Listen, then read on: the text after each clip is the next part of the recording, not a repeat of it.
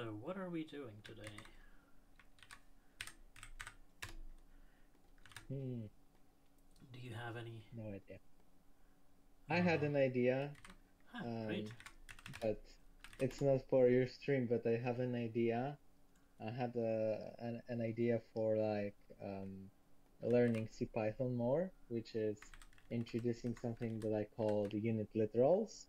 So you could basically write 10 CM, and that would get converted into a subclass of integer that is unit aware, and you would like have special rules in terms of how unit aware integers interact with like plain integers, and similar for floats. So I had this idea that I just wanted to share, but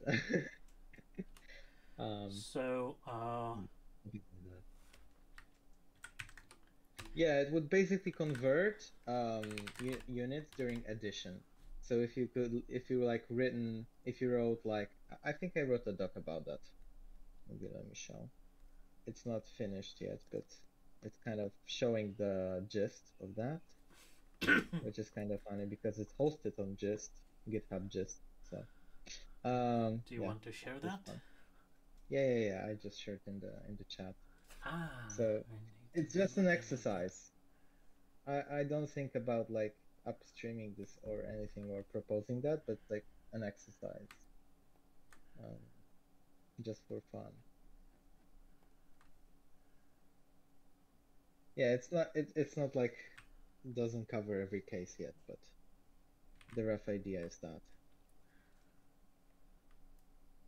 I think I can start from like pure Python implementation in terms of that. And the most interesting thing here is how you resolve units. So what data structure to use to like know that volt times seconds is Weber, and so on. Right.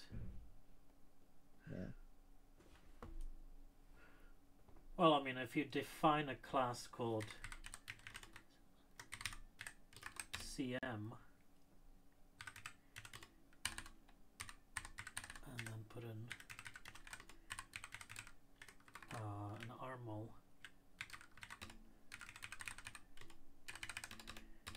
then you can do things like 5 times CM. Yeah, you can, but like the idea is that the unit is the like, it's like you're storing like plain numbers without multiplying the actual like number. You're not doing anything to the number. You're just giving the numbers the property of unit, and then Right. like lazily. But I mean, this syntax already works. So if you just put an asterisk in here, you can code the rest in pure Python.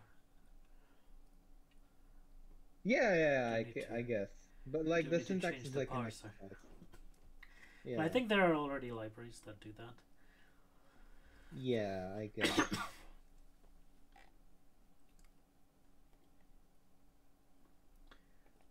Yeah, the most interesting thing here is like that you have to drop the unit like during addition to plain integers, because if you didn't, then you would break a list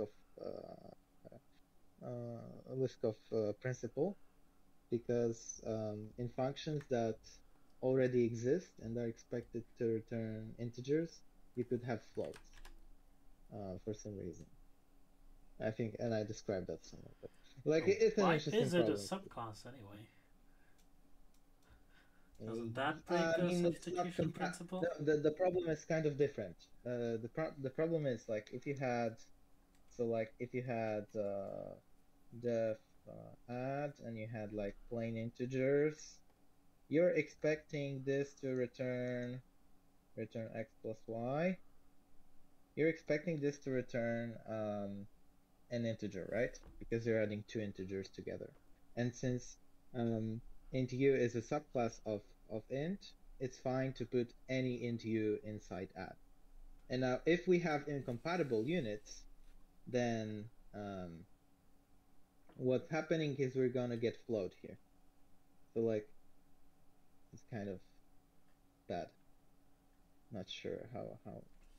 Actually, here during addition, it's like the problem still remains because like if I do like 16 megabytes then 16 megabytes, this will return a float to you. Yeah, no matter what. So actually, it's not even about playing once.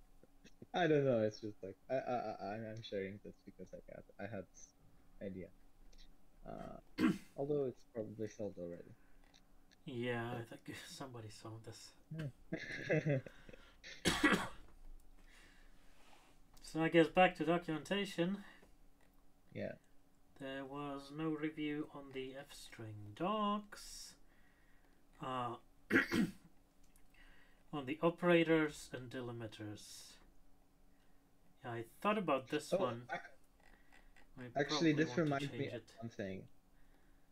I know it's like kind of off topic, but I found a seg fault on Windows, and it's actually not a seg fault caused by CPython. The CPython is correct here. But like I found like a seg fault that's probably caused by I mean it is caused by Microsoft's Microsoft, but Windows like UCRT library, but DLL kind of library. But generally there's these syscalls, execv, and stuff like that, and they're also emulated on Windows using UCRT. And like it's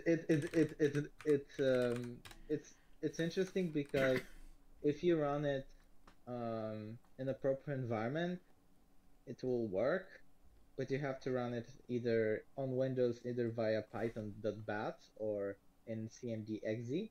But if you don't run it there but somewhere else, like imagine like msys2 bash shell on Windows, then it will seg fault. You just get a seg fault via Python too.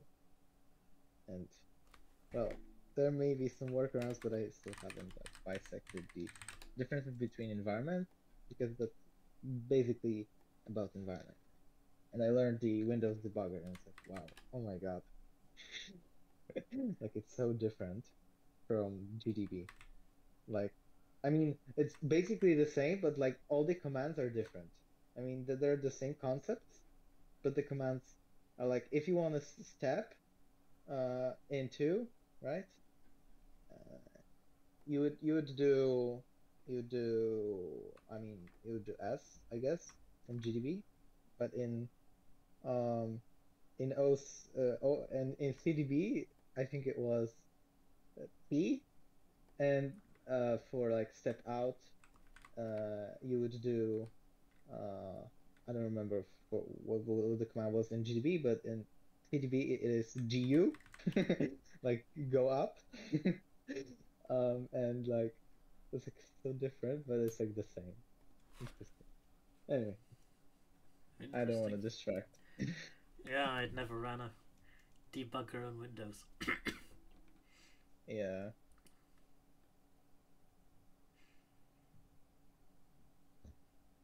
So what are you working on today? You went through all. So there was a review on our operators and delimiters pull request, and there's also another old issue here saying something about the dot operator.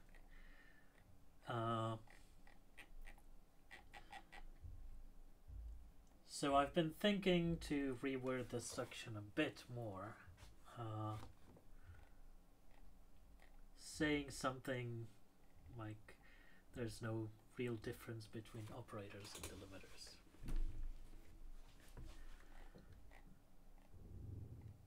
Am I on the right branch even? Like analysis operators.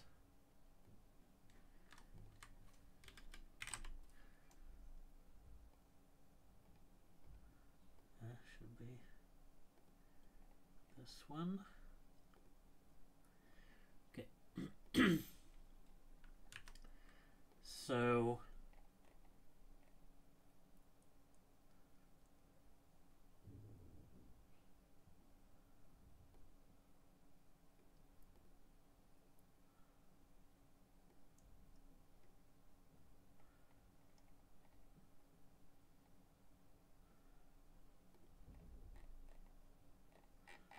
maybe we should say something like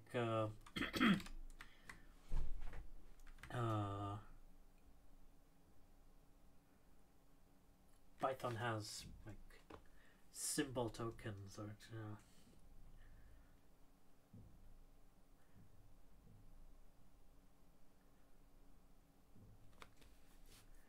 something like that.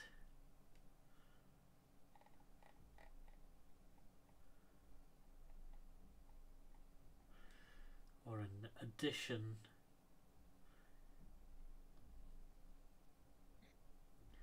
to the tokens described above. Python has operators and delimiters token. Operator and delimiter tokens.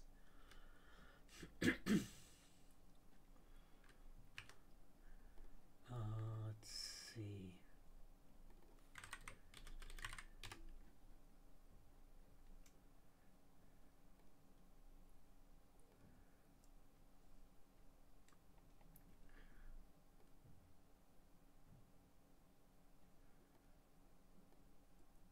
This is just very easy to write, right?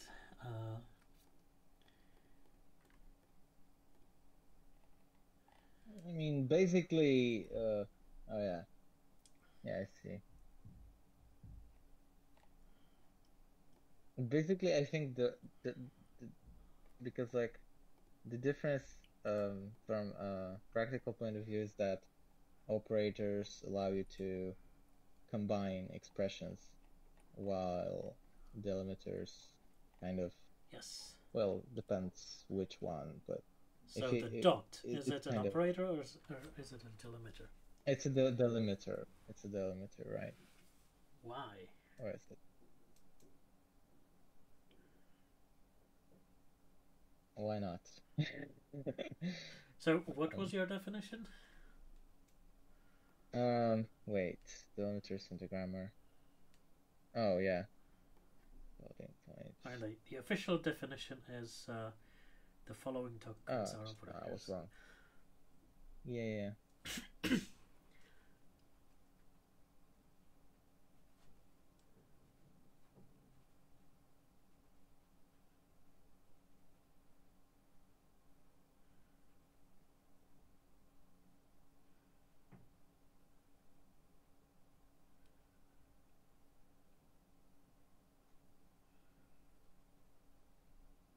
I mean, dot is an operator that just expects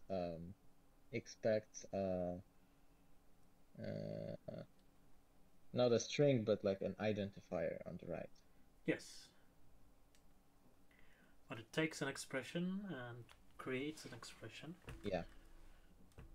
Yeah. So what about the brace?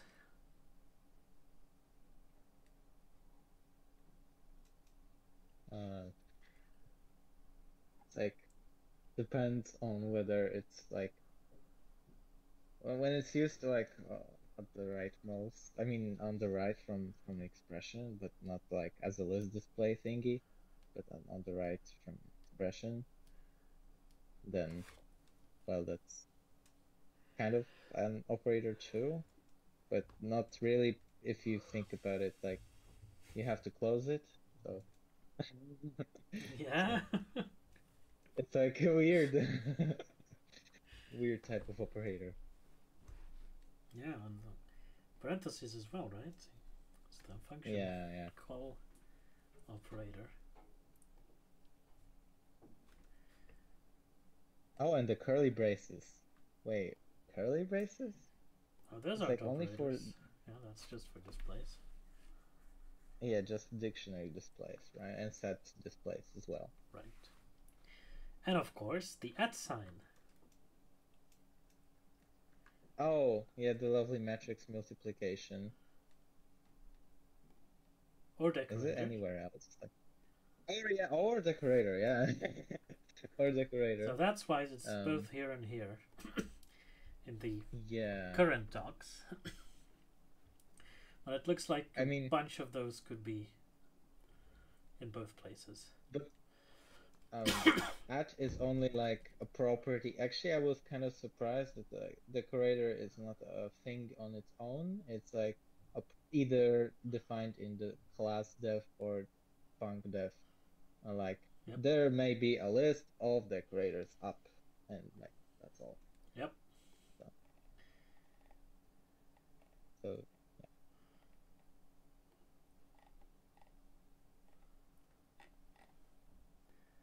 Oh, an exclamation mark. Where are exclamation marks used? Exclamation mark. What? Where is an oh, this one. Where is it used? I don't remember exclamation mark being even part of the syntax.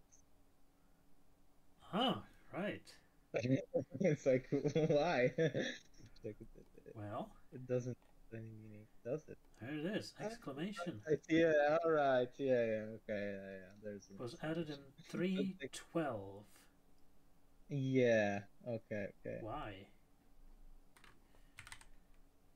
But like only exclamation, not exclamation equals. Okay, it's a token, so. So what was added here? Type parameter syntax. F strings. Ah, yes. Oh, F strings. All right. strings. Yeah. Yeah. Okay. I see it now. I think. There we go. Yeah. So like these exclamation S, exclamation A, exclamation R. Right. Yeah.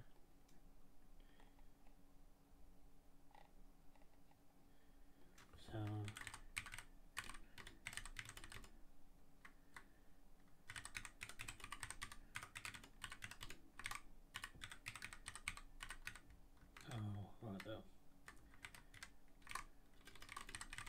What? But arrow right? What's arrow right? Return type annotation. Oh, right. Yeah, that's actually very simple. Yeah. Return type annotation. My favorite one is like arrow left, which is basically less than minus.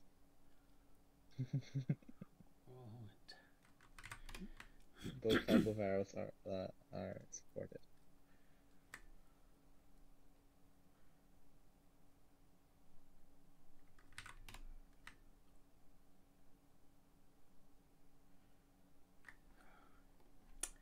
How do you word this?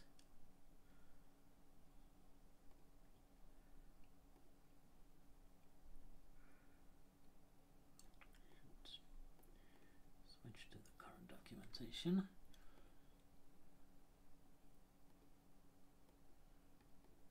Oh, there's something we should link here. Operators and delimiters and other tokens. Other tokens. The symbols.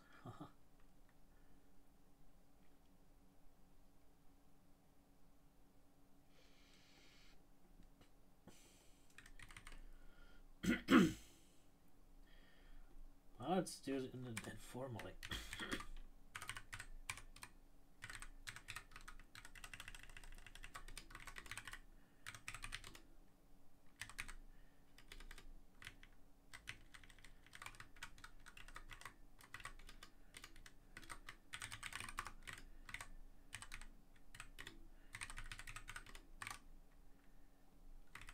Operators.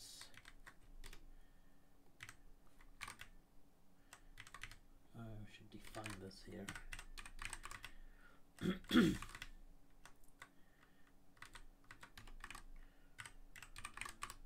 Wondering if this is things like convert DFN to like actual HTML DFN blocks.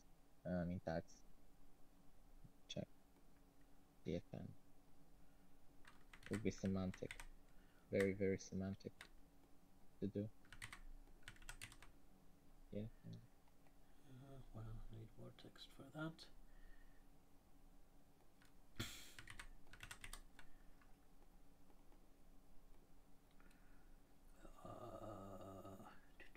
Spect. Oh, it's an M class DFN. The element might be too new. Oh yeah. Yeah, there's nodes emphasis, generic roles. Nodes emphasis, and emphasis is like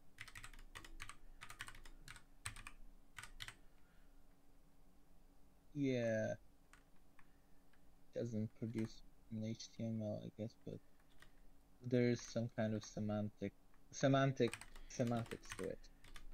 Let's see. Yeah.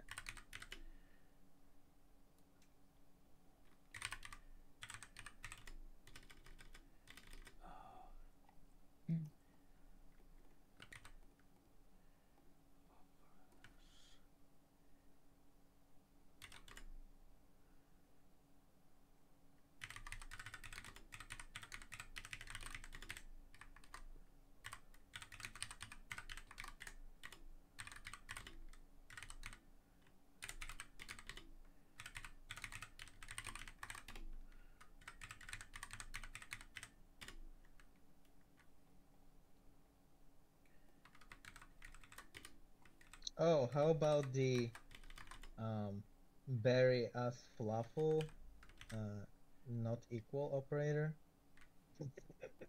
Should it be like included? Is it? Should be. Nope. No, it's Not not. here.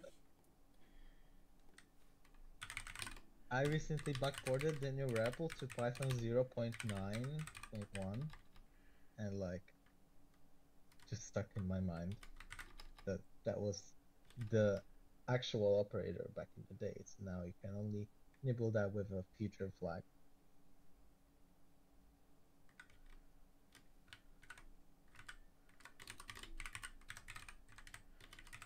So how does... Oh, it's just an op. Oh. Like... Okay. Oh, yeah. no, this is... Wow, that's nice. I need nice. exact tokenize. Now we have exclamation. Exclamation, yeah. But this is just an op.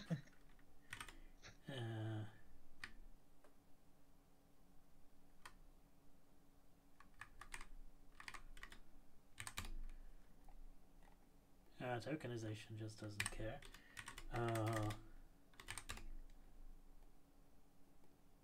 Oh, but it sees it. This is enough. Yeah, it sees it. Interesting. Well.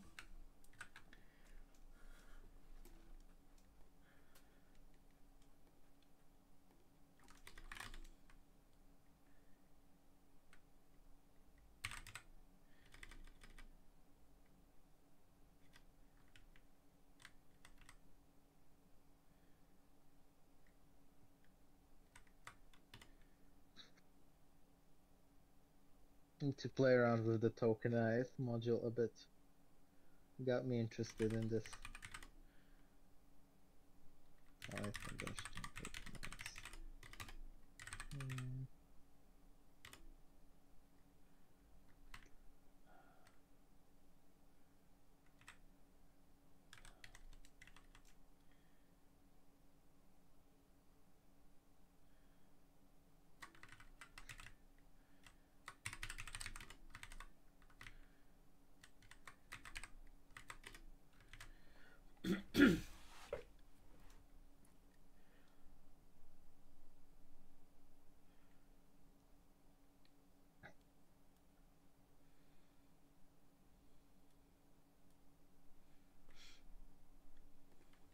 So let's say the following tokens are delimiters.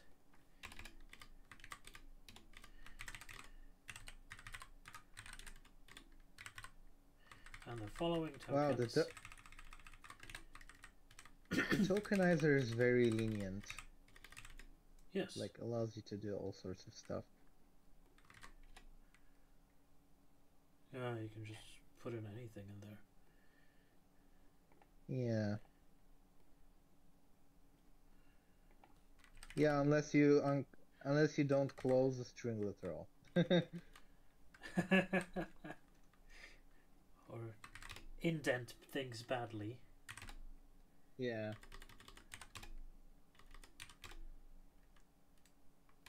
There, that's the end.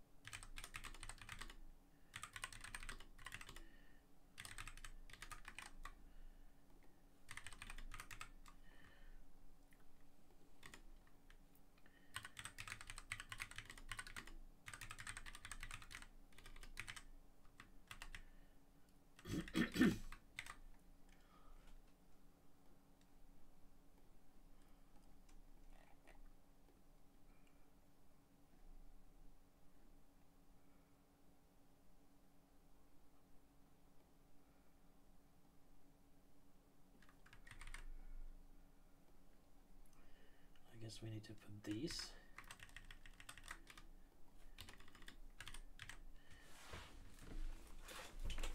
And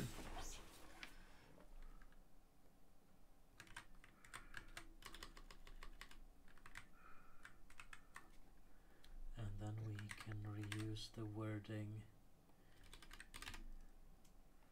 from here.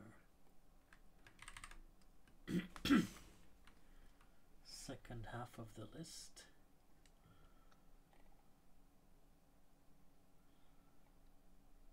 Well, I mean, just like you can, I mean, it's not the same because it's part of literal syntax, I guess, but you can also, like, begin a float with a dot. That matters, like you could with the decorator. But that's not its own token. Yeah, it's not its own token. It's like a number.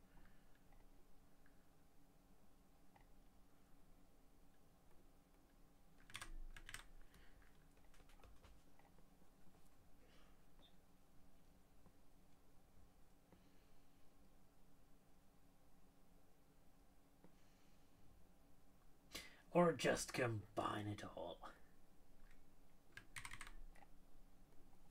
Like, these are our operators.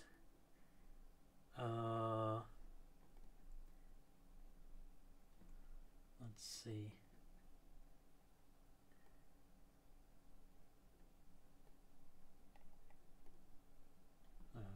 Let me reset this effort.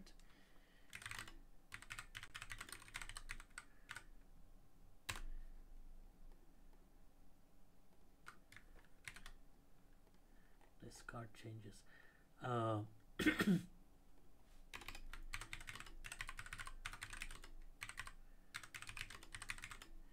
following tokens are operators and delimiters. Ta-da! And just put everything here. These. Those.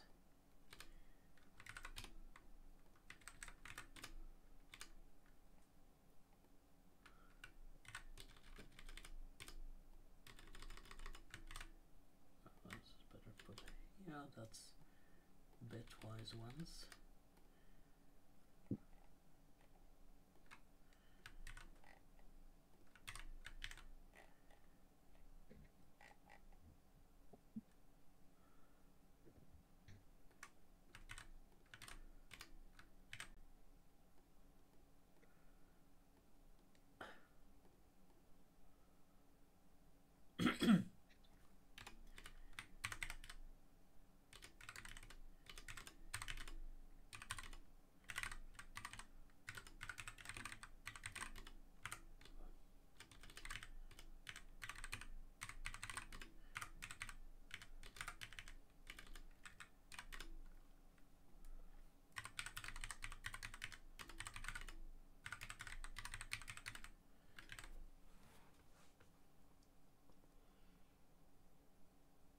Or maybe we can even do more groups.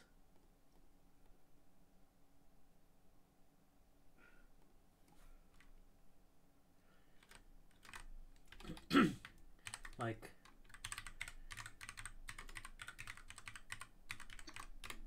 arithmetic operators are these. Oh yeah, arithmetic, bitwise, logical.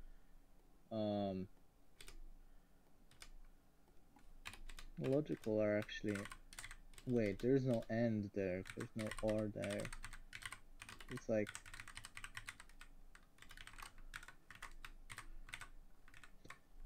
But these are not like logical. Operator. Like, and is just a name here, or sign. It's a keyword, but. Closing delimiters.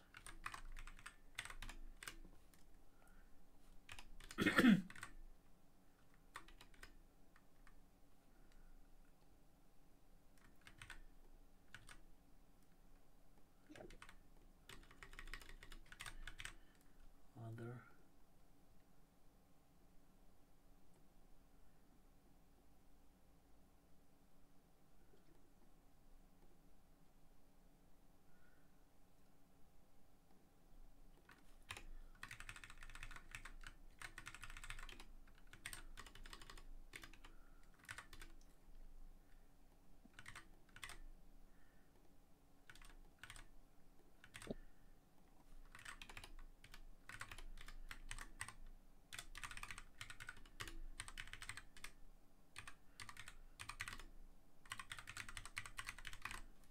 Augmented assignment operators.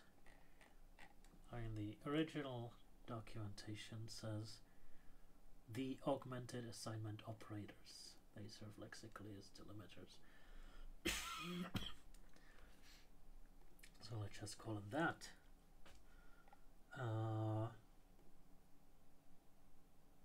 Did the actual like Walrus operator path consider structural like unpacking inside these? Like, so you could unpack inside a Walrus operator?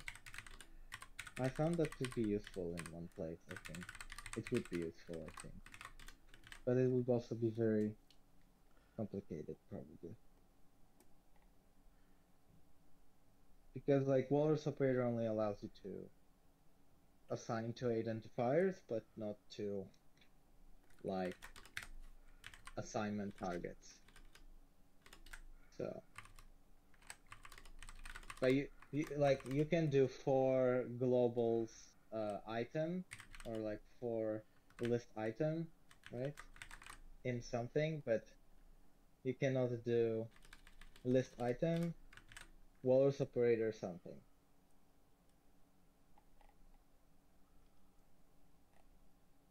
If you know what I mean.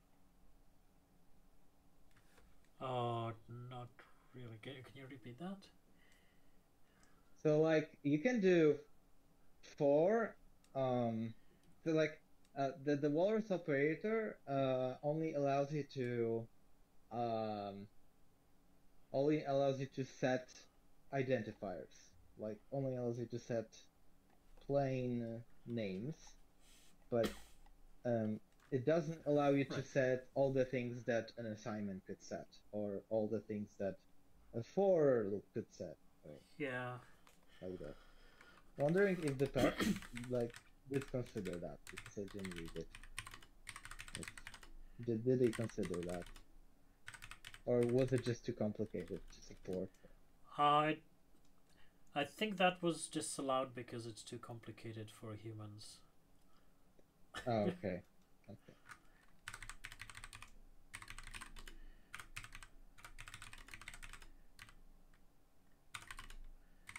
Yeah, it would be interesting if that was supported.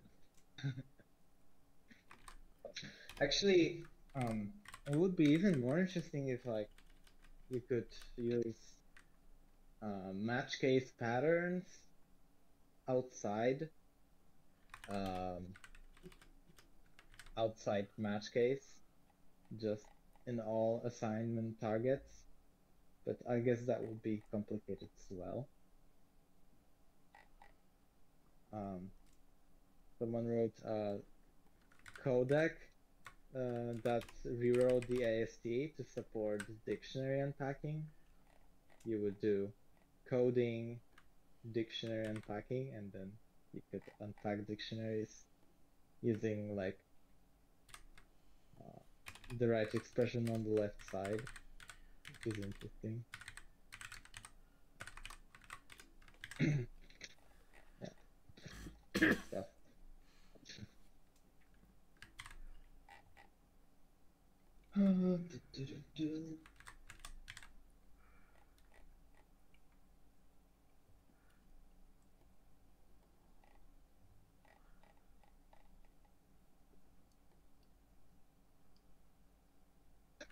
I think I like this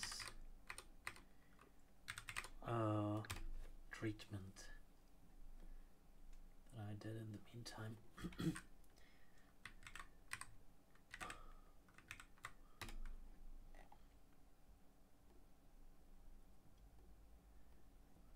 Did that build? Not yet.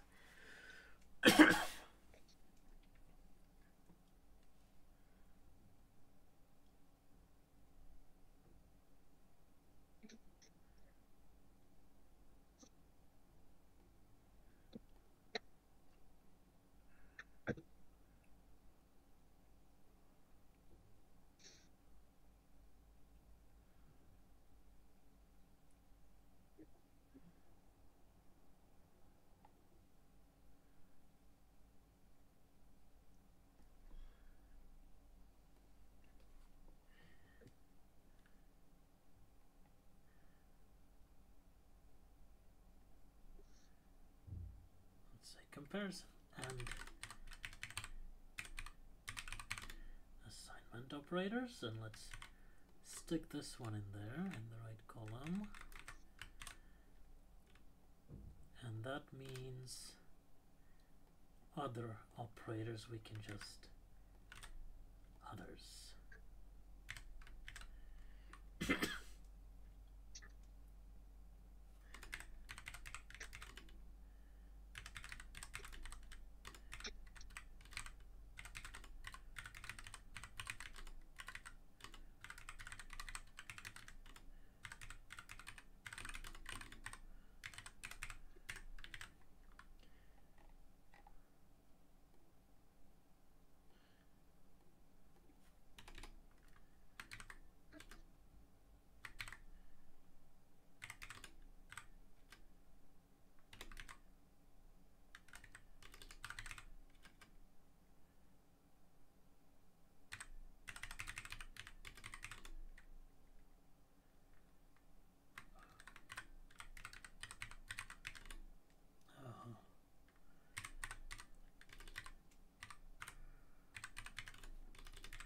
How did I word that?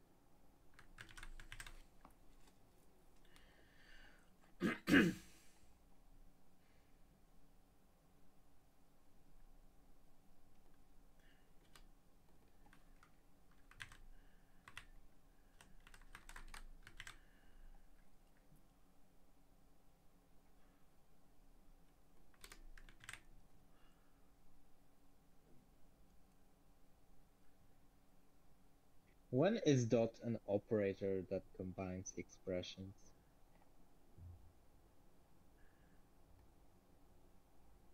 That's a good question. When is the tilde an operator that combines expressions? It only combines one expression. Oh, the tilde. Right? Oh, right. Right. So in the same Right. way, the dot combines one expression and one identifier.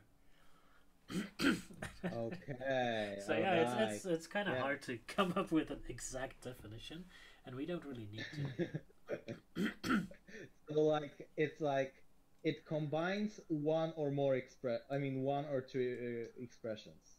I mean the or is like maybe it's not or, maybe it's XOR. I don't know. But like Oh, this one? yeah. Yeah, that's XOR. That's and or XOR. And should we maybe show that these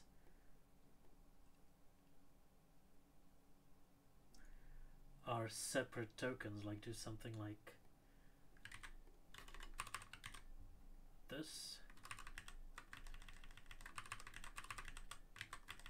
Nice.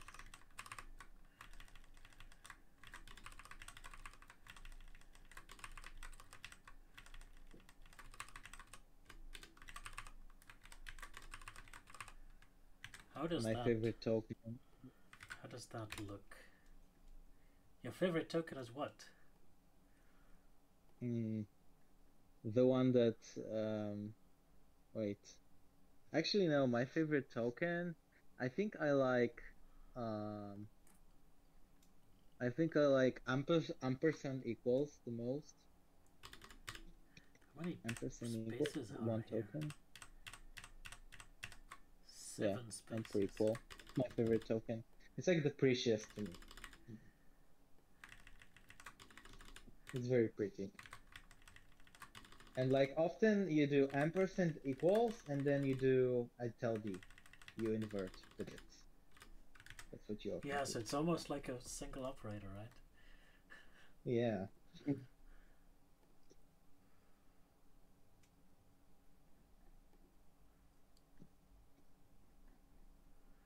Can you put spaces here? I guess you can't, right?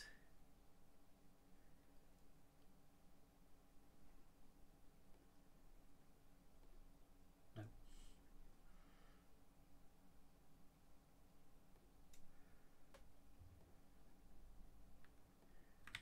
Can you make this a definition list?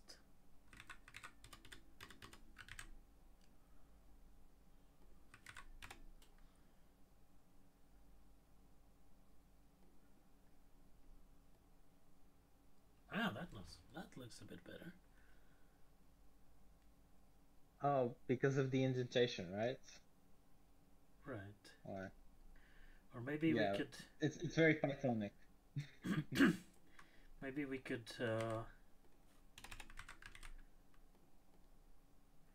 make it all a giant code block.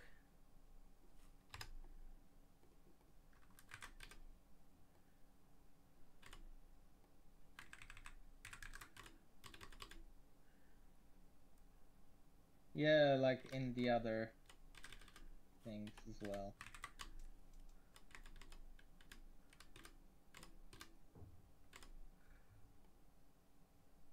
Oh, you mean? Yeah. A grammar snippet, make this a grammar snippet. Okay. So an op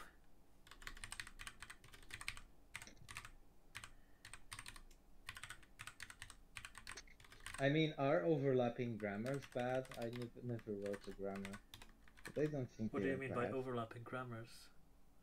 Because like you have these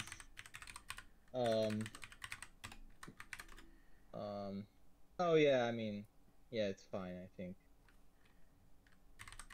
Like because you can have thing that is an operator or a delimiter at the same time, and like these, this is an overlap. But I guess it doesn't matter that much. I never wrote a grammar, so I'm not an expert in that, but I would love to be one someday. That's why I come here.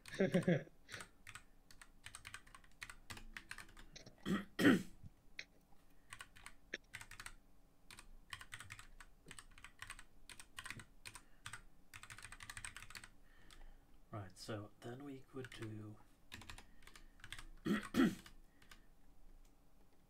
arithmetic operator as one of these, but we need to put them in a bunch of syntax. And I don't know if that would make it.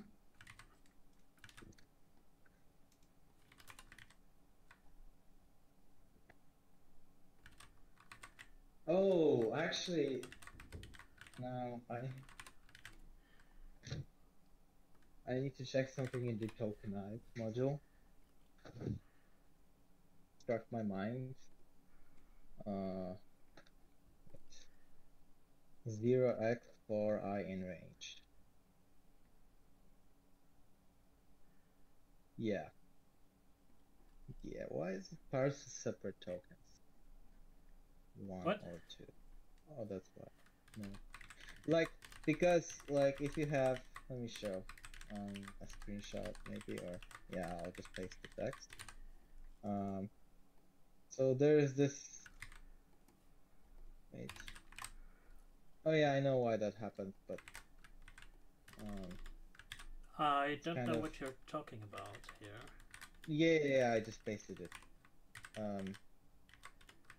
I know why the second happens. It's like there's this 0x for I in range that I once came across, and like it's just 0xf and then or, and I'm like, What? well, Wait, what are you talking about? I'm not following. I pasted it in the chat.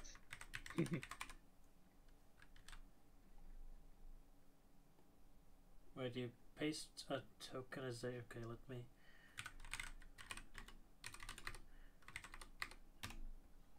So you tokenized 0x for I in range? Yeah, 0xf and then or. Right.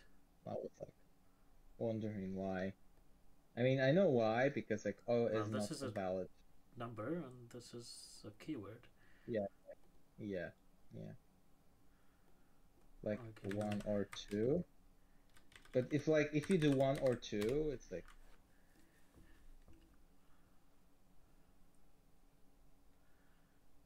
Yeah, but since this is an operator, it's a valid expression, right?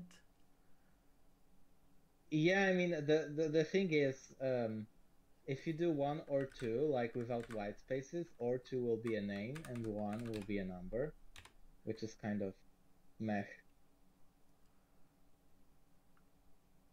Yeah, it's syntax warning. There is a syntax warning. Okay, nice. So they added a syntax warning. This was not the case until some point, I think. Let me check for all the Python versions.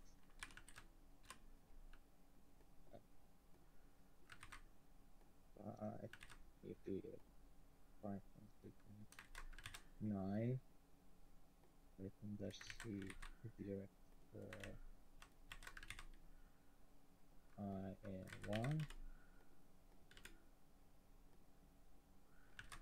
Wow, took a lot of time to run. 3.10. 3.12.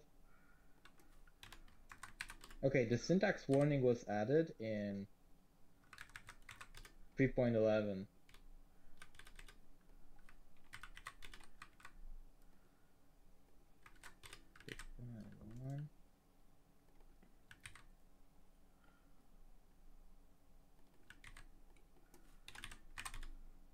RC1.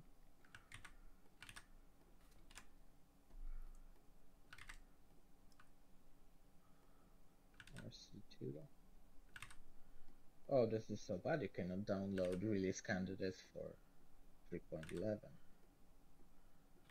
using UV.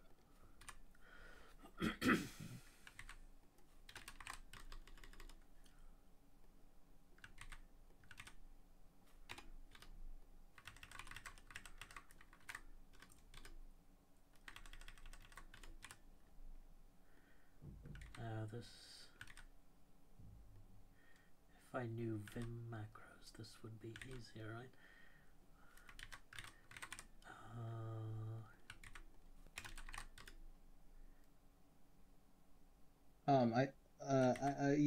You also need to correct the arithmetic operator to not use kebab case, use snake case as well. Okay.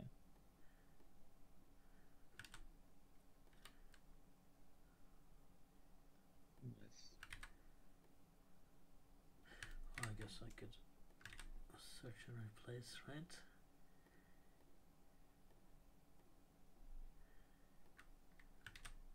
Oh, this one's long.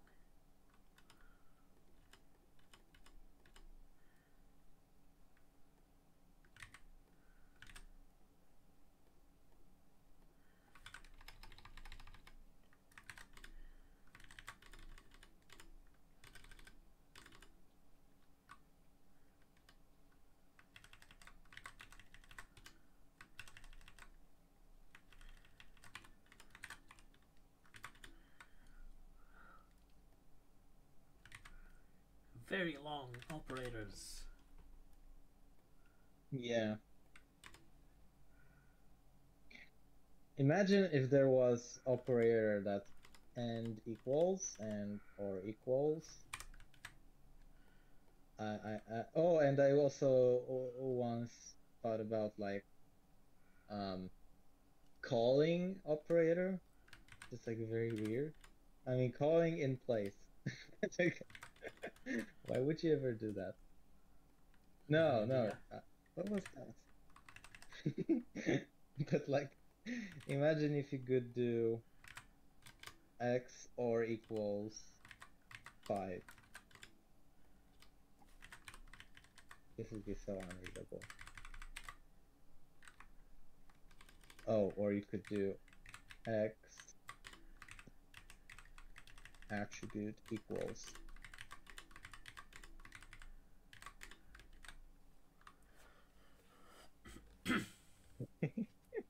No, what? No. This is not what I wanted. X is equals attribute written as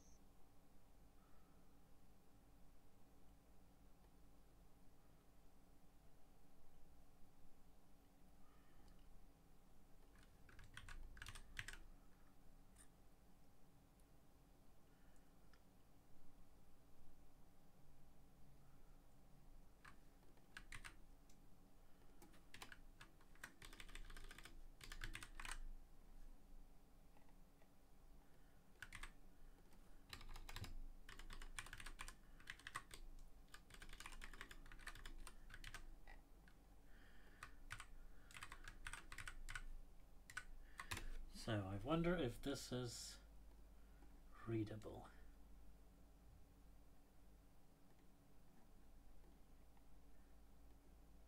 Well, we have good syntax highlighting that. I think it is.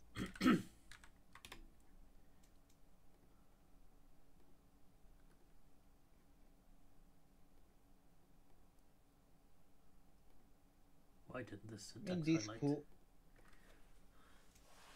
Oh yeah, that's interesting.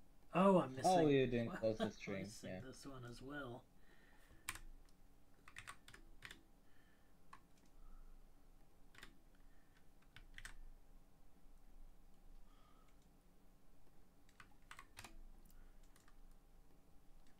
And of course, the double star can be used in dict unpacking, where it is a delimiter. Yeah.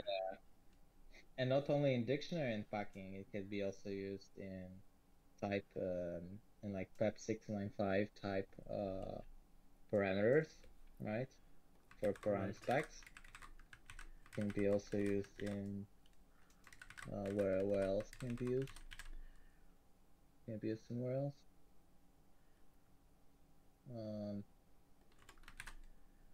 Don't remember. Can it be anywhere else? Yeah, I think you can also, like, it's either packing or unpacking, because you can also pack. It works both ways. Yeah, definitely. Yeah. And I think there's something called an August sign.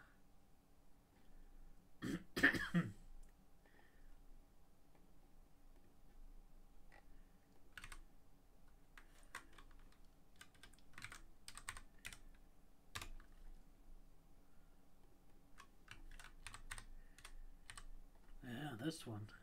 Just like a list. Oh, yeah.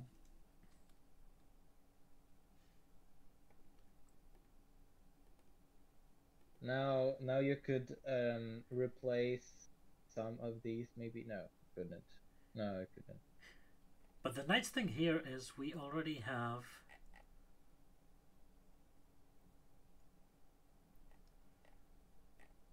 Oh, we have the ellipsis literal.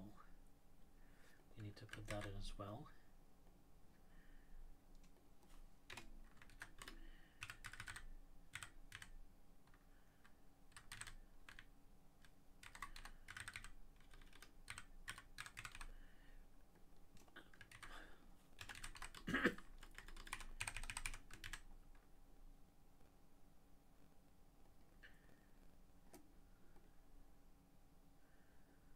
Ellipsis literal, I think in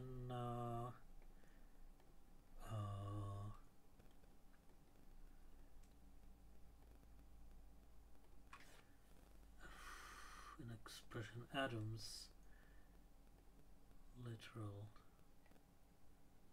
Ah.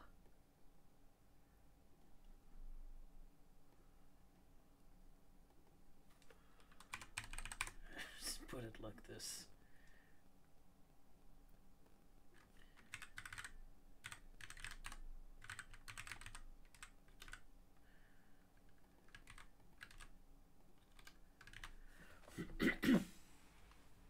Elf is literal to be Oh, you can just put it here.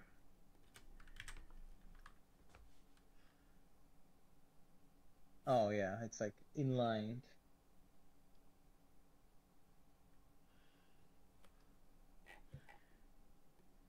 Someone not knowing literal, the ellipsis may be like, okay, what does it mean? Does it mean the author wants to continue at some other point? I mean, someone who is reading that definitely knows the ellipsis of literal.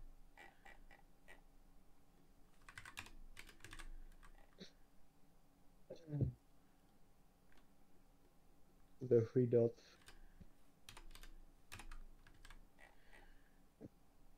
So technically in Python, the longest dot chain you can do that like dots are one after another without any white space is 4, because you can also access an attribute of ellipsis. Oh. So you can, yeah. Really? Yeah. Yeah. All right. Yeah, level imports. That just increases the level. Yep. Right. I forgot about that. So what are we missing?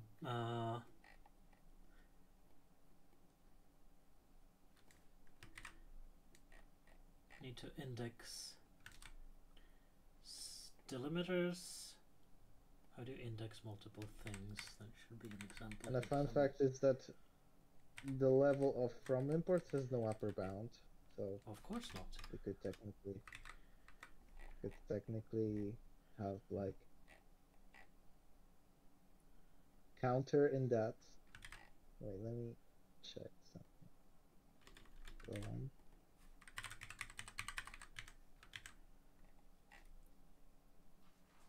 Dot times 1 shifted by 99999 shifted left import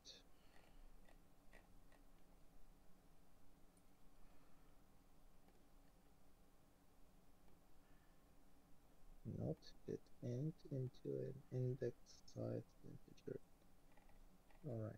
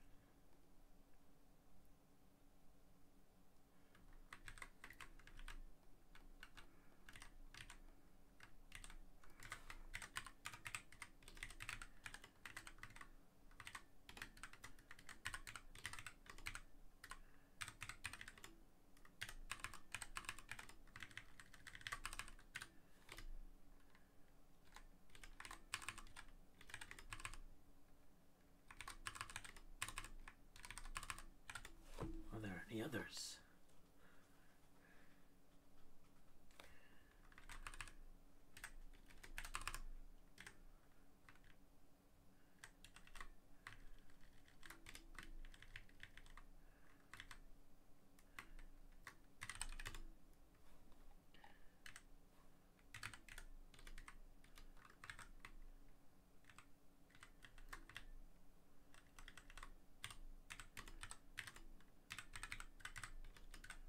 Oh god.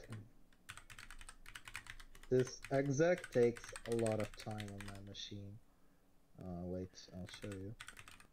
So I'm getting this exec is like taking a lot of time.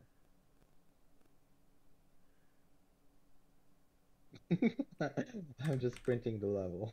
It's like very stupid. And I'm using the down there built-in implementation detail of CPython. This won't work on PyPy, I guess. You are not. It's not as convenient to override built-ins in PyPy.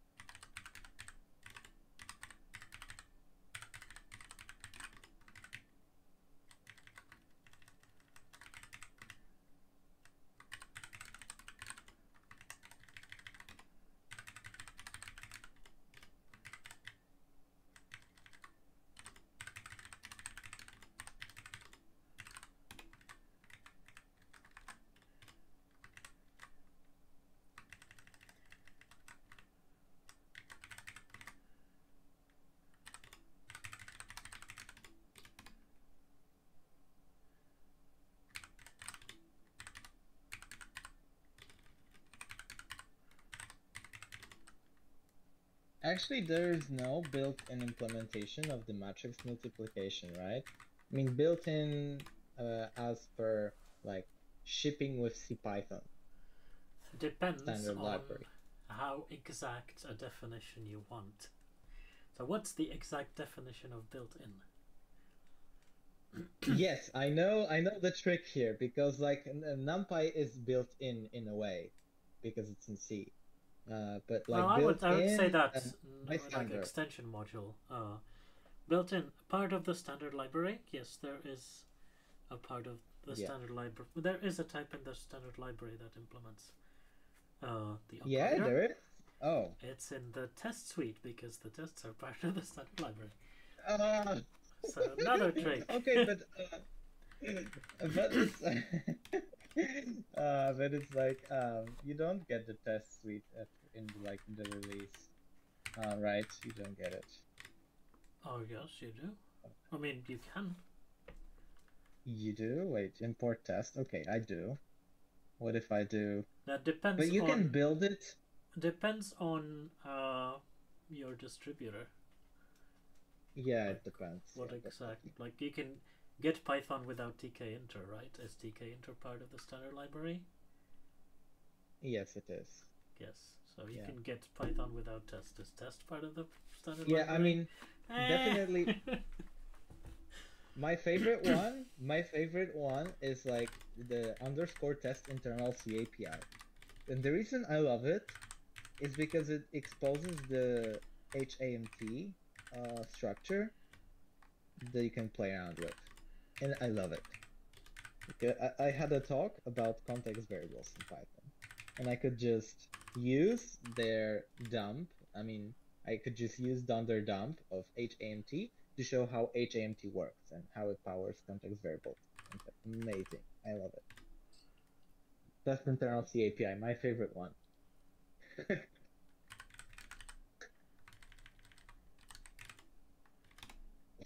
I'm wondering, like, what's the difference? I mean, okay, I know. I think I know. What's the difference? Like, test C API is just for public C API, and test internal C API is for internal C API, I guess. Yeah.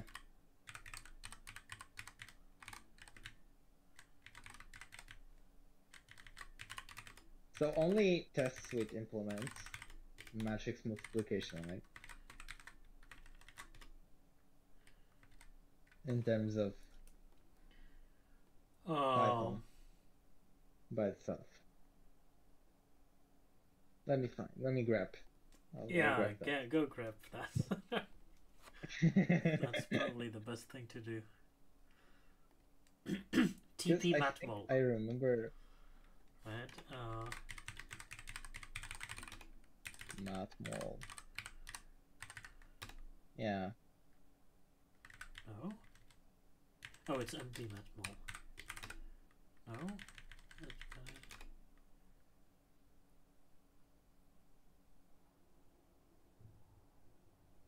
Oh, there's also in place. So imatmul. But like, if something doesn't implement matmul, then why would it implement imatmul? Right? Doesn't make any sense. Well, never know. Oh, there's NB matrix multiply. That's the one.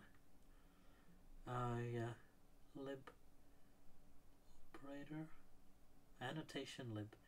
Ah, there's a special type in annotation lib. Oh, wait. What? Okay, but it's like a proxy. Yeah, right? It's like it's a proxy. Okay. Yeah. Very lovely. Another, Okay. So another special technically case, there right? is something. And you also have NB matrix multiply.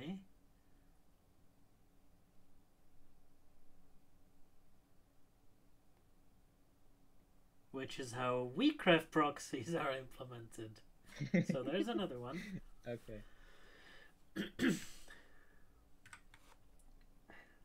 Good one. Yeah, but like the actual sensible implementation of matrix multiplication is in NumPy and like other data science things, I guess. technically import lib maybe could, no, not import lib.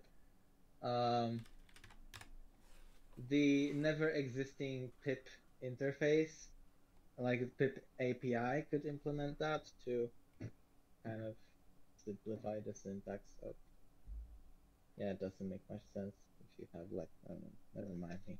Never mind me.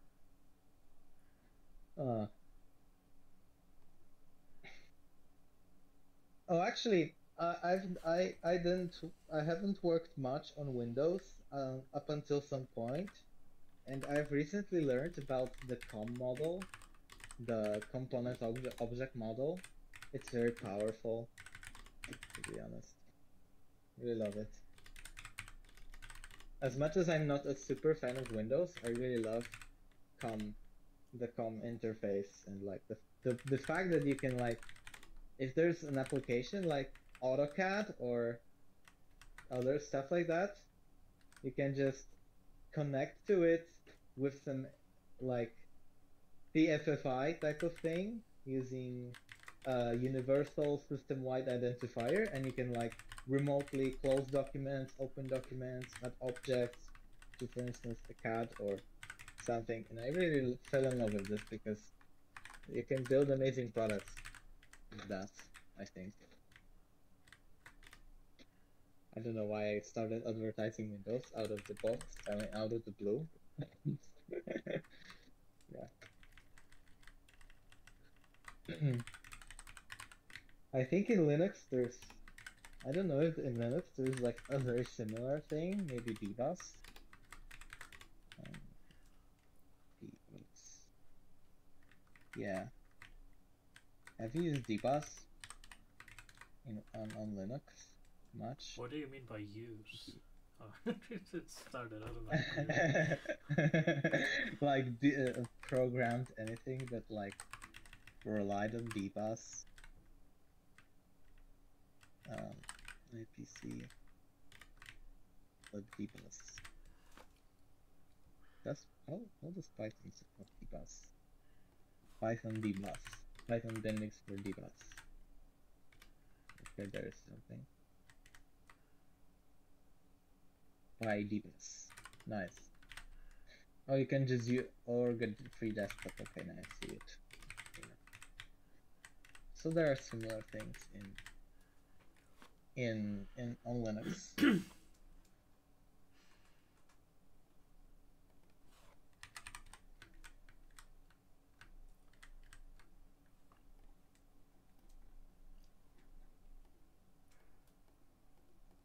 Ah! Oh, I pressed print, which takes a very long time because I didn't have a printer. I need to. Kate is not responding. Configure keyboard shortcuts. Print. No. Control P. Okay.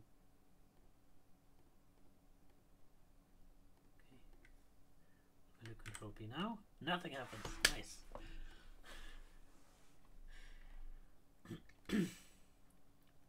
What OS do you use? What distribution? Fedora. Fedora, nice. I also use Fedora. My previous job Fedora was 42? for Red Hat. Oh, right. Yeah. Do you have Fedora 42? It's like, I like their font. And their font is very, very good.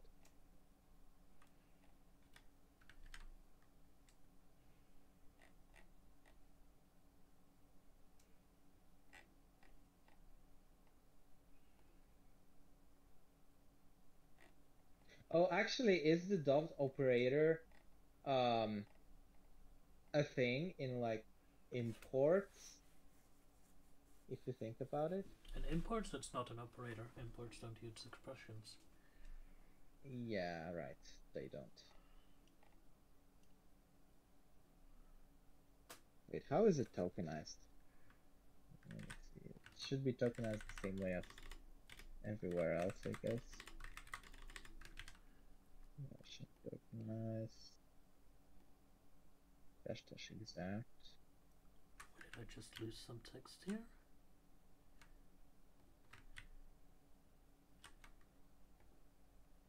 Oh, wow. Wow, what? What? Look at this. It's like surprising to me. Look at what? This is Oh, how Python tokenizes like two ellipses and one yes. dot. Yes, and this Wow. makes the grammar really confusing. Let's look at the grammar. Uh,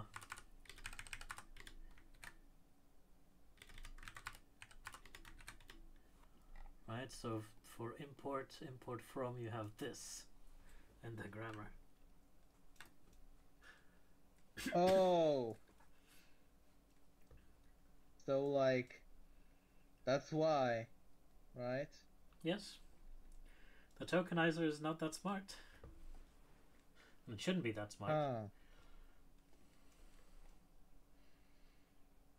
All right. Yeah, but if I use spaces, I don't know if it's a valid import syntax from dot import. Oh, it's a valid syntax. So if I change how it is tokenized, yeah. So you can use white spaces to affect the tokenizer output, but it doesn't matter, I guess. Does it? Python from yeah, yeah.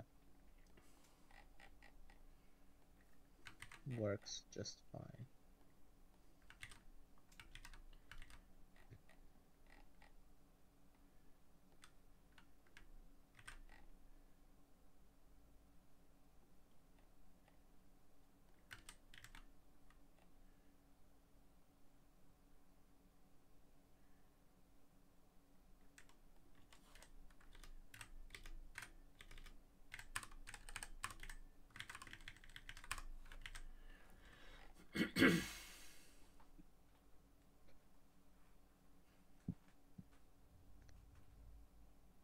There was a point of time where I wanted getAdder to be a context manager, or at least be able to like What do you make mean it act as.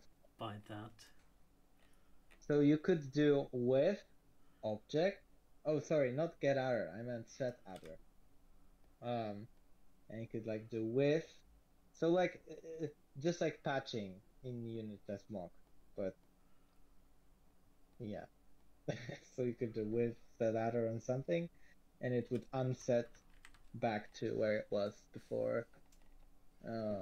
Yeah, but it's not a good behavior for built-in. Definitely not a good one. Because you have to store the copy of the previous attribute. Not a copy, but you just have to store it somewhere to bring it back.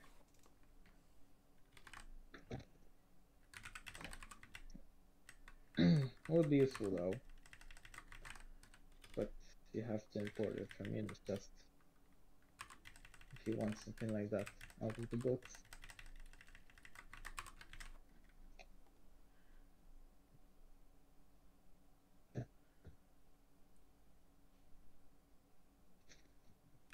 Have you seen Armin Ronacher's F-string quiz?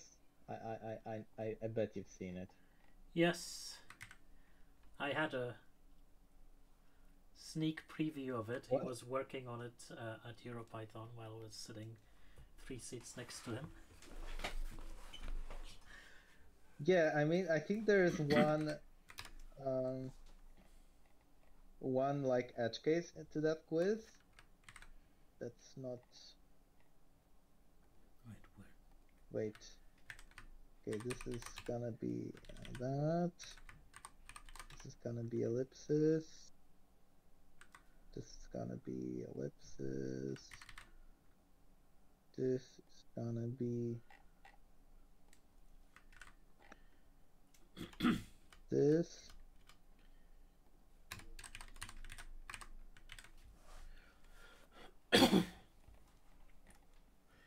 think we should go. So yeah, I think this works much better for operators and delimiters, like for this chapter. Do you agree?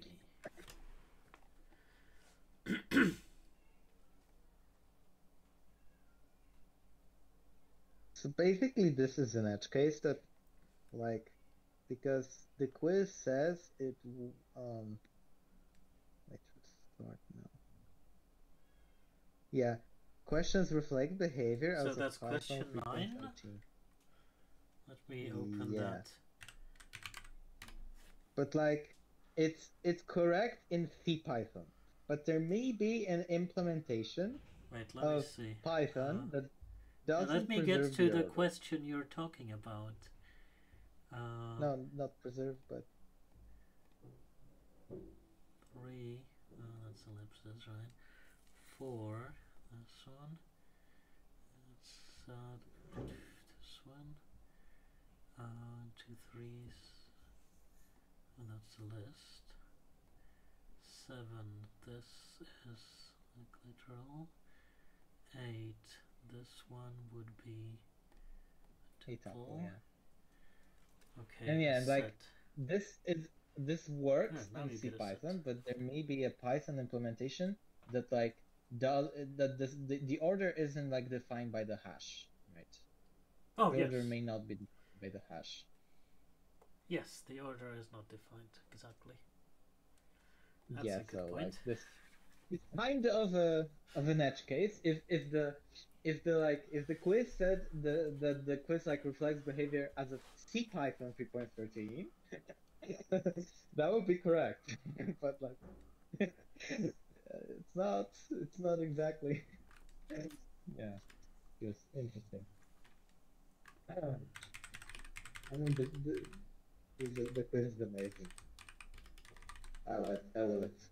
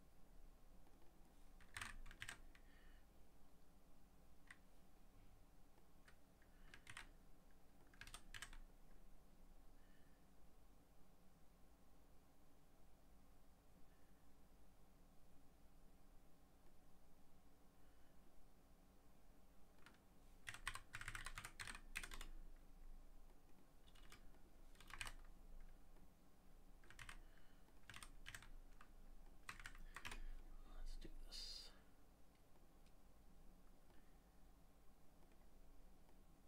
So the tokens defined in the following grammar are operators and delimiters.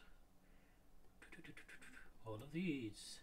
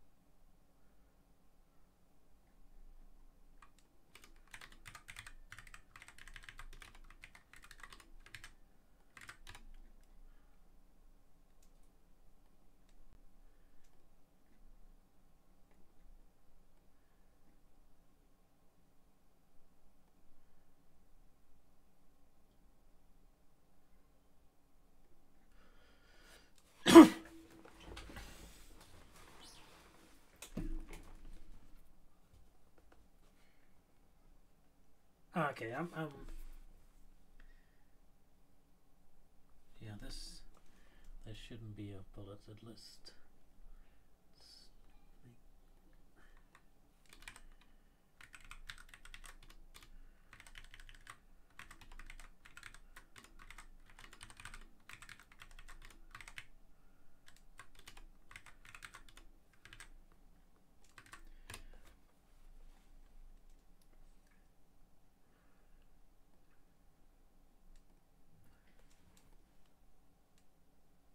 Oh, the yeah. Hmm. The star is run on.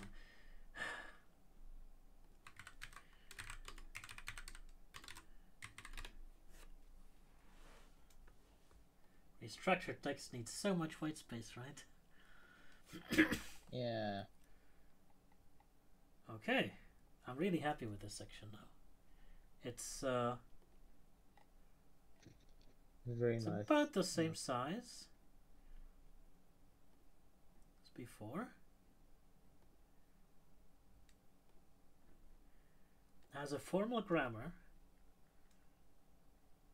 and explains everything.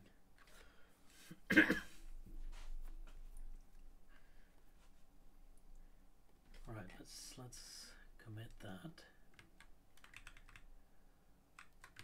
All right, but like that's lexical analysis, so because like there's also logical operators, and I know that they're not like separate tokens Yeah, and they're stuff. keywords. Yeah, they're keywords, but like they are operators in a way, right? Because they call. They're Well, yes, they're operators. But they're not tokens. yeah. Oh yeah, but it's all about tokens.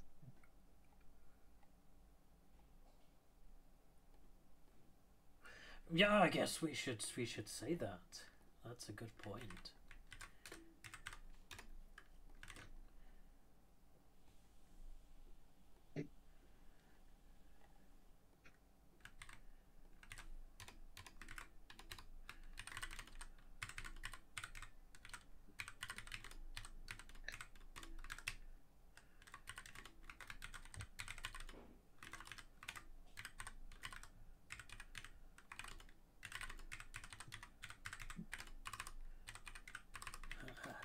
And is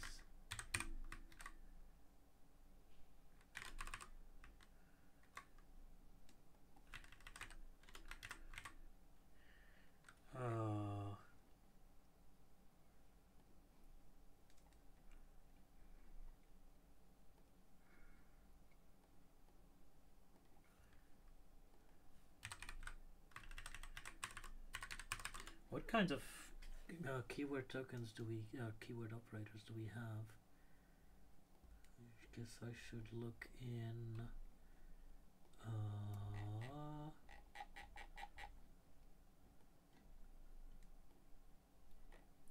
expressions.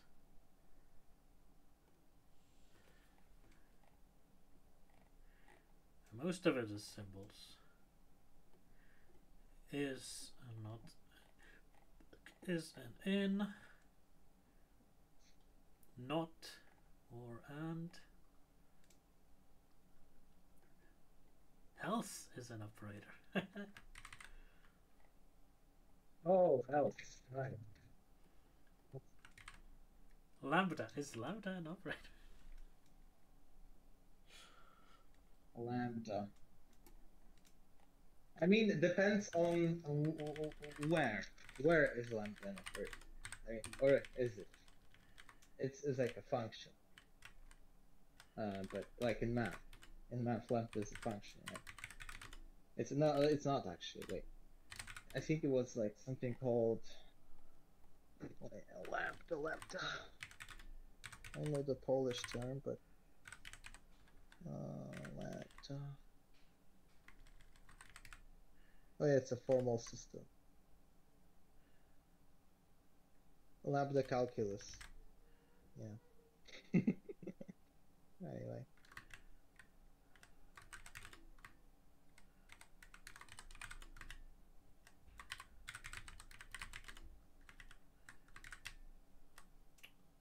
This is...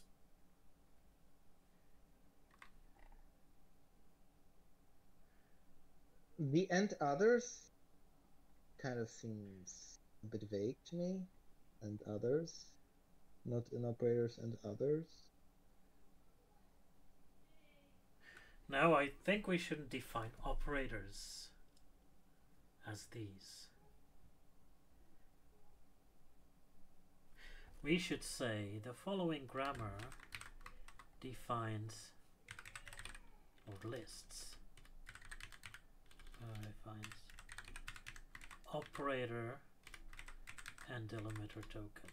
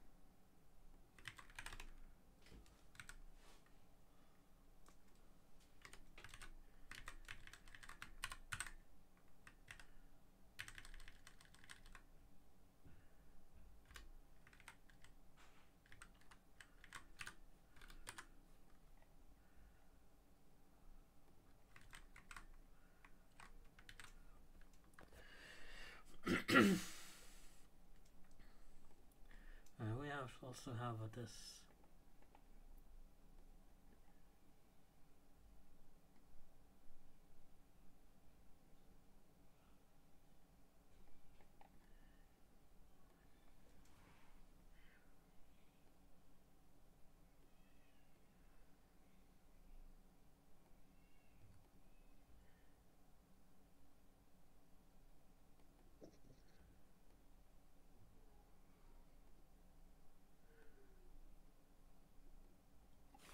All right, the OP token, and you're defining that. Yeah, there's the generic OP token type.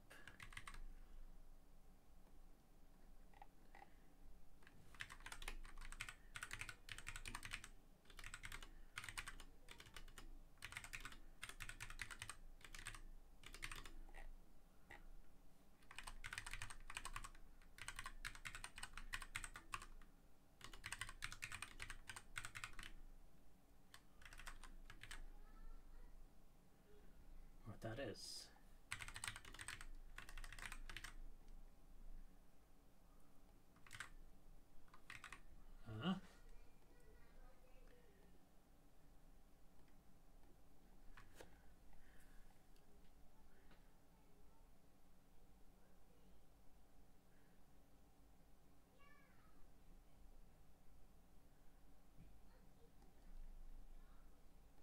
All right, but this.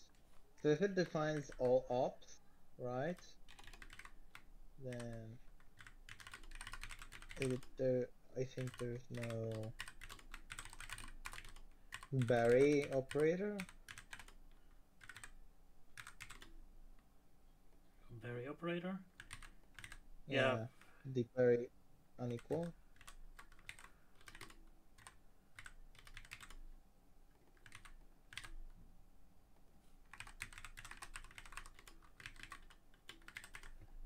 We should reference keywords here. Although it gets tokenized, so.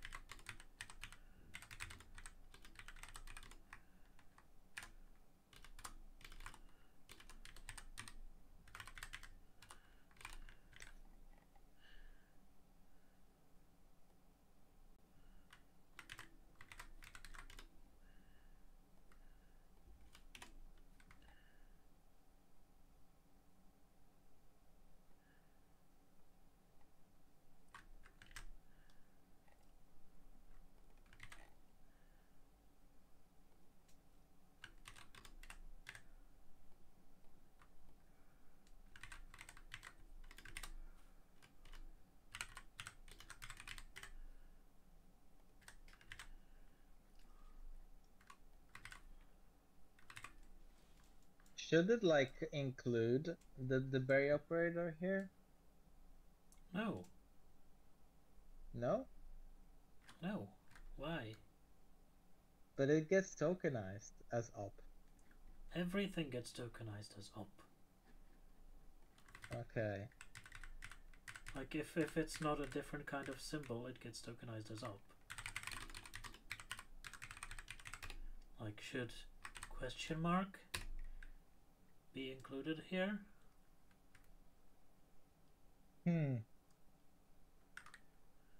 No, doesn't look like that. Oh, smiley is a name. Interesting. What else do we have?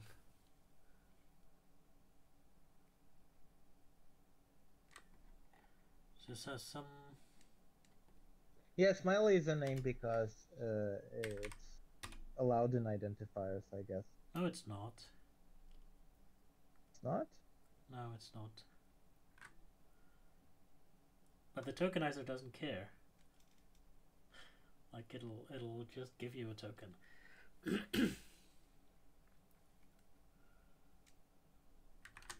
Yeah, but unknown tokens are just tokenized as ups, as up. That's how it works. All right. Or name if it's. Okay, so you don't have to like cover all the because it's just like grammar, not tokenizer things. Okay. Makes sense. Oh, and I guess the closing delimiter is important because it's.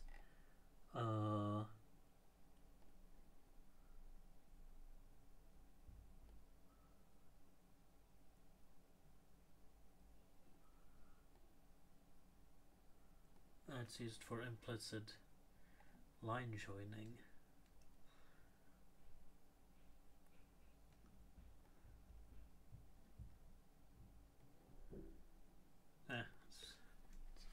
It's okay.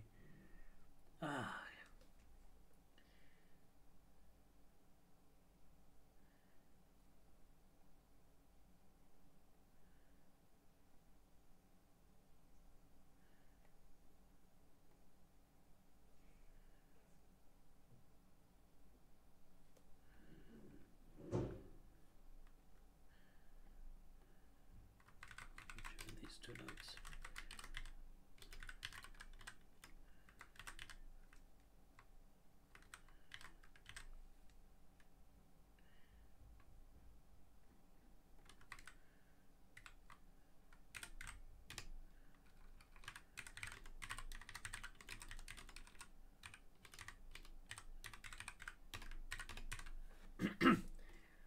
And I guess I now want to add a section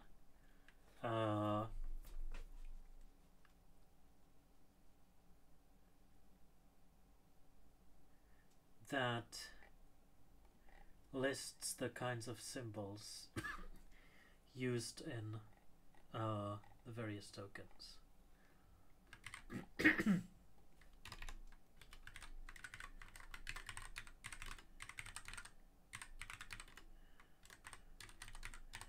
I used it. I did a table for that earlier. Because there's the original chapter here has these notes about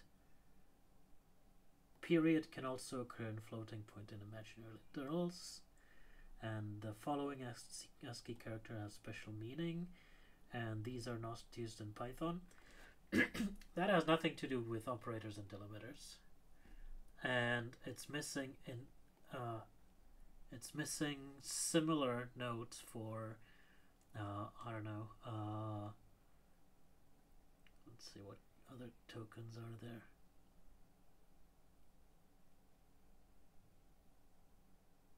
Well, letters can be used in and literals and like numeric literals. Oh, so we could do like wait. Oh yeah, you can do .0 E3 for instance. Yeah. right? Or you can do OXF. Mm-hmm.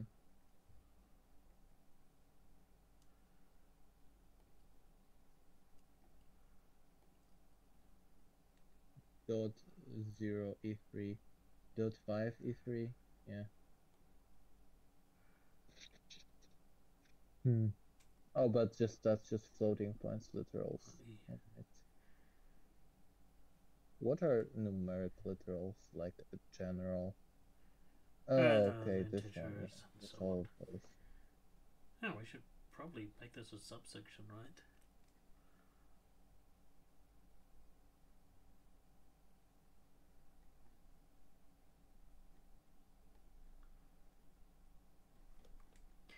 Anyway,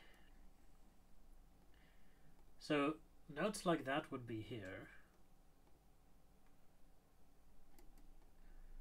And maybe I want to use the token module, just get a list of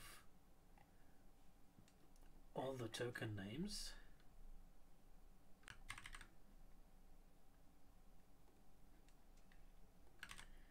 And say what characters they can consist of.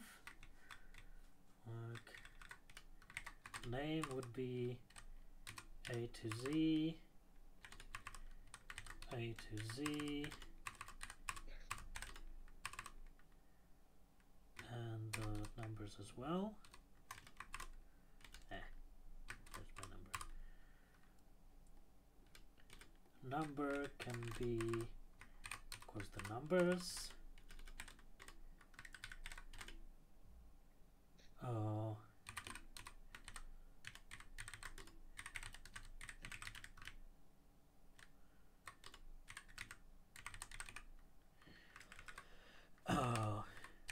A to F,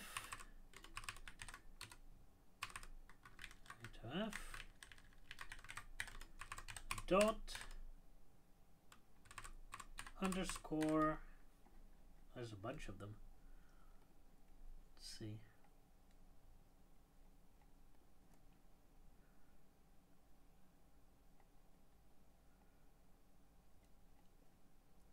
B, DOX. as O and O.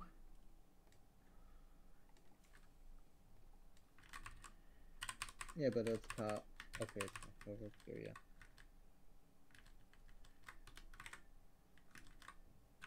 There's the J.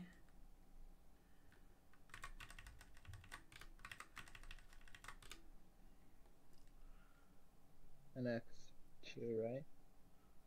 X2, right.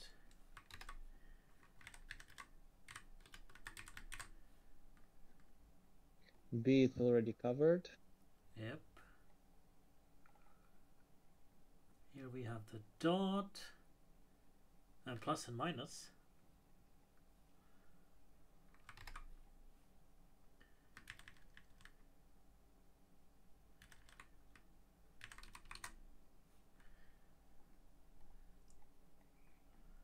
There's the J. Right. String can have quotes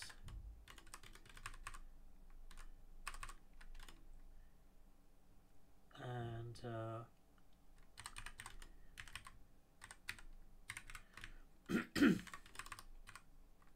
backslash is special there. What else is? Yeah, those are the interesting ones.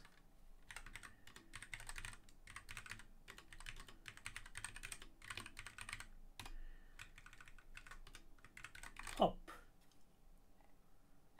Any other source character, right? Or not really, because you can have like escapes. Yeah. Well, unless escapes. Okay, that's true too.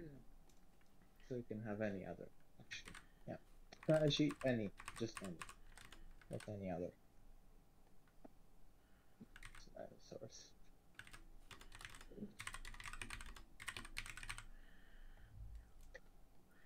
Up. guess that's all of these.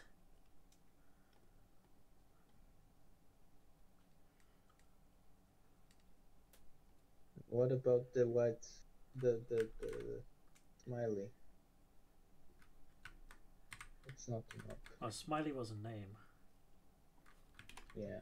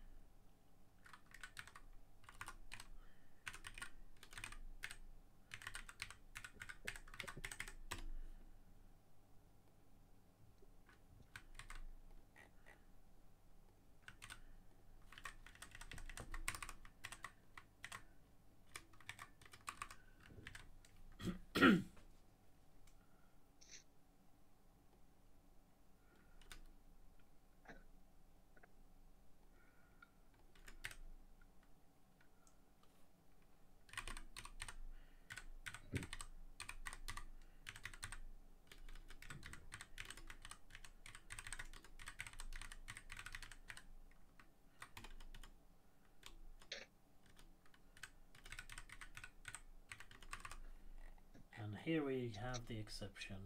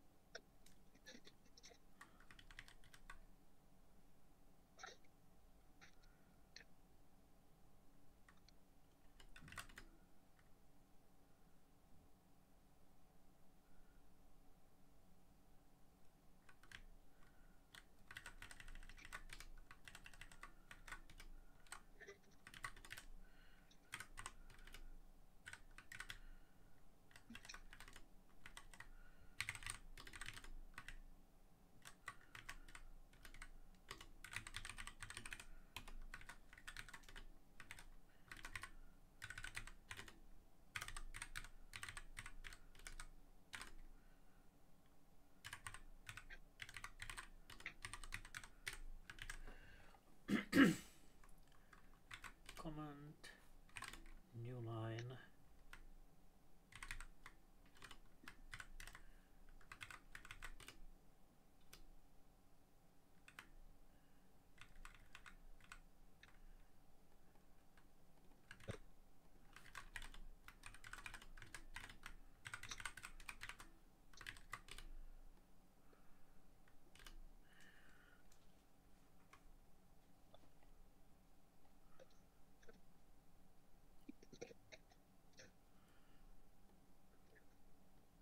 And we have the F string start, F string middle.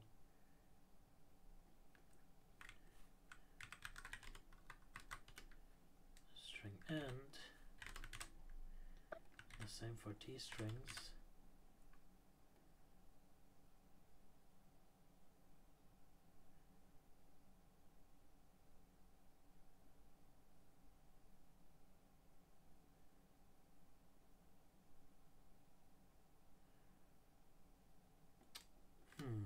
This is not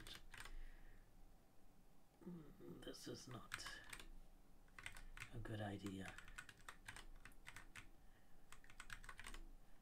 Then we have and marker encoding, type ignore, type comment, soft keyword error token.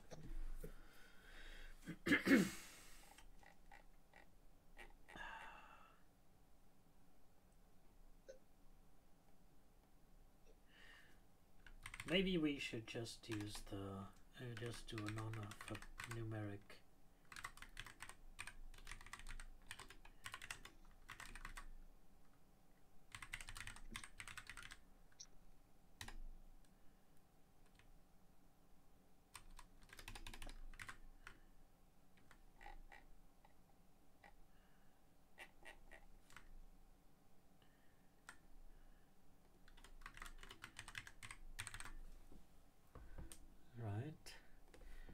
We can do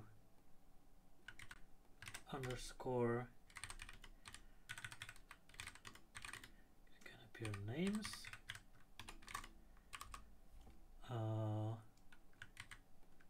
these can appear in literals, and that's it, right?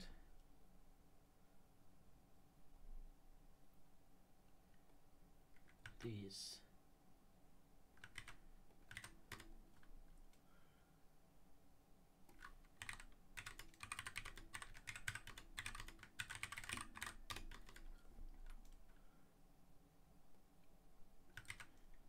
I can copy this from the current documentation.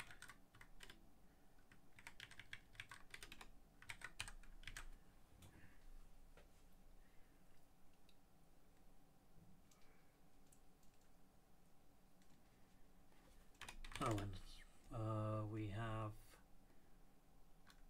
special symbols for T strings.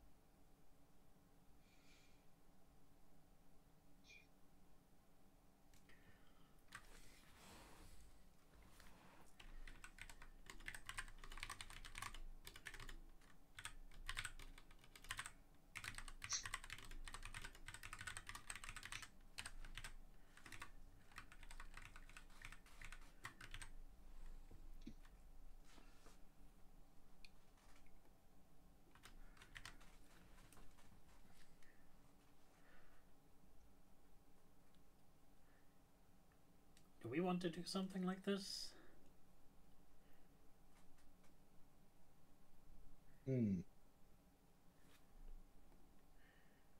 Using operators, diameters. Oh, very nice.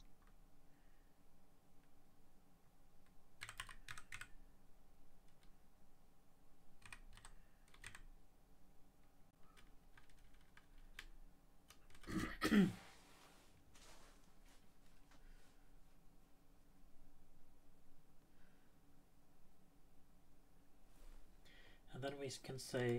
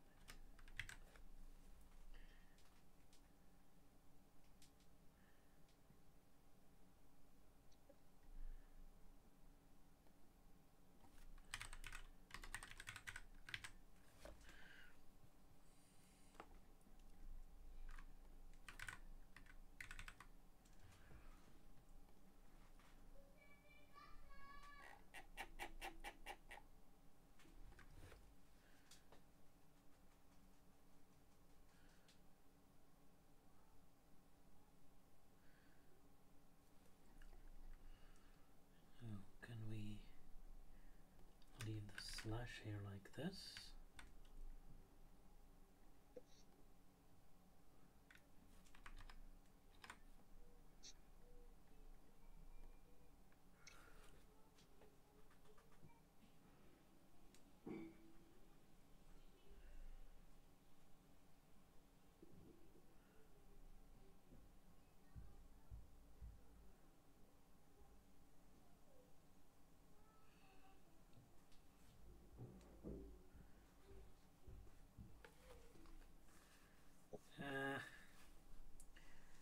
Not sure about this.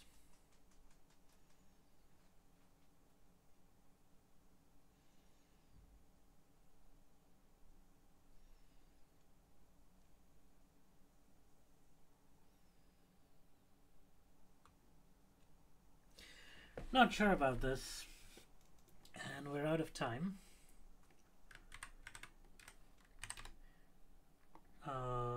So what I'll do is push this and mark the pull request as draft.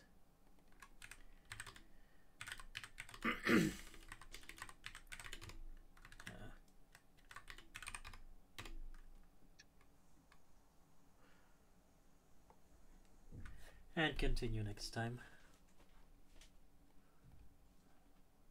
Alrighty.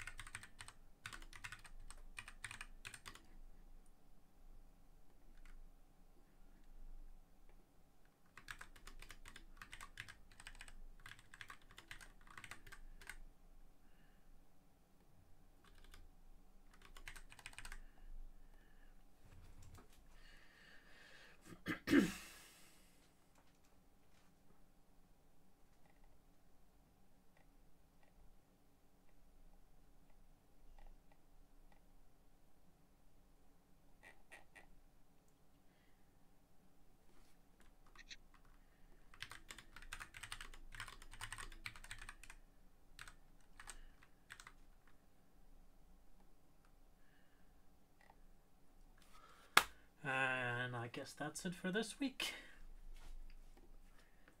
Thanks for stopping All by. right. See you.